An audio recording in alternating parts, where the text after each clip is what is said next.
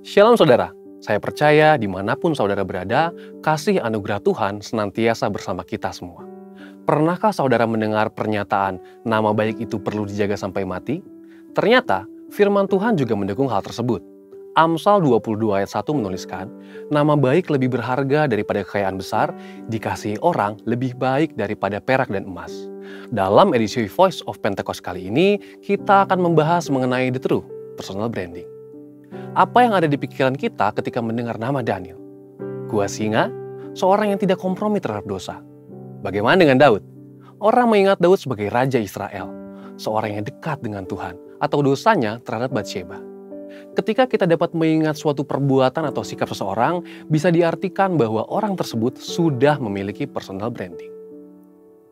Personal branding adalah proses pembentukan persepsi masyarakat terhadap citra yang ditampilkan seseorang secara konsisten dan terus-menerus, meliputi kepribadian, kemampuan, dan nilai dirinya. Misalnya ada seorang pendeta yang dikenal oleh masyarakat sebagai pendeta yang banyak melayani keluarga. Maka orang yang sedang bermasalah dalam keluarganya tidak ragu untuk datang minta dilayani oleh pendeta tersebut. Ada orang yang dikenal dermawan karena suka memberikan bantuan. Bahkan ada juga orang yang terkenal pelit karena memang pelit.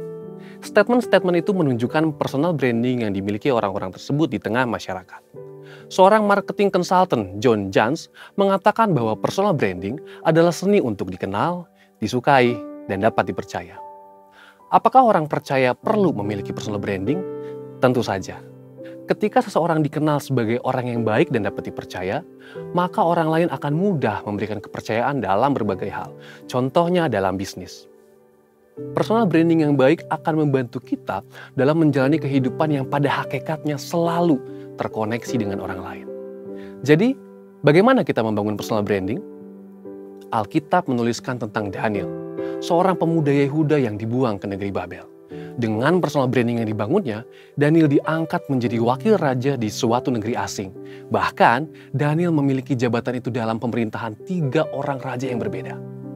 Daniel bisa memiliki personal branding yang sangat kuat karena beberapa alasan berikut.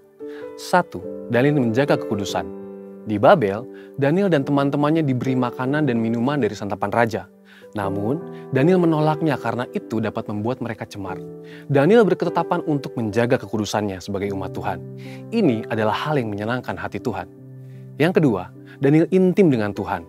Dituliskan bahwa Daniel berlutut, berdoa, dan memuji Allah 3 kali sehari menghadap ke arah Yerusalem. Ini adalah gambaran kehidupan yang intim dengan Tuhan. Seorang dengan posisi dan tanggung jawab untuk menjalankan pemerintahan seperti Daniel pasti sangat sibuk. Tetapi Daniel konsisten dalam segala situasi untuk memberikan waktunya, berdoa, memuji, dan menyembah Tuhan. Yang ketiga, Daniel dipenuhi roh Tuhan. Daniel dapat melakukan hal-hal besar karena dipenuhi roh Tuhan. Ada perkara-perkara yang tidak dapat dilakukan oleh manusia, tetapi Daniel oleh pertolongan Tuhan dapat melakukannya. Contohnya adalah menafsirkan mimpi orang lain. Dalam prakteknya, saat ini salah satu cara termudah dan paling efektif untuk membangun personal branding adalah melalui media sosial. Sebut saja Instagram, Facebook, YouTube, Twitter, TikTok, dan platform media sosial lainnya.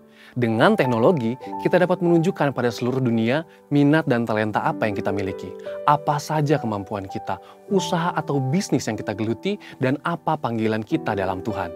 Tentu kita juga dapat menyaksikan berkat-berkat apa saja yang Tuhan sudah berikan.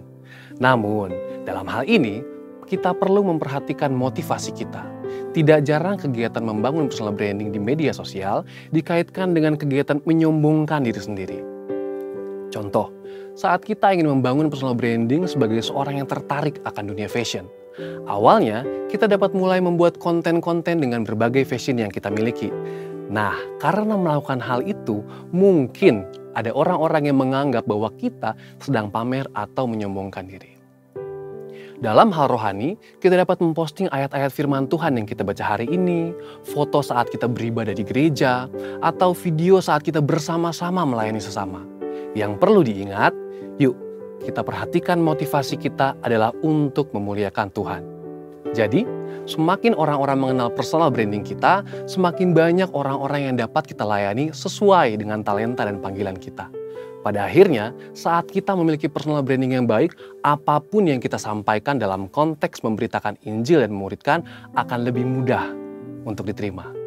Untuk penjelasan lebih lengkap dari tim teologi kami, silakan buka link yang ada di atas atau scan QR Code yang tersedia. Tuhan Yesus memberkati.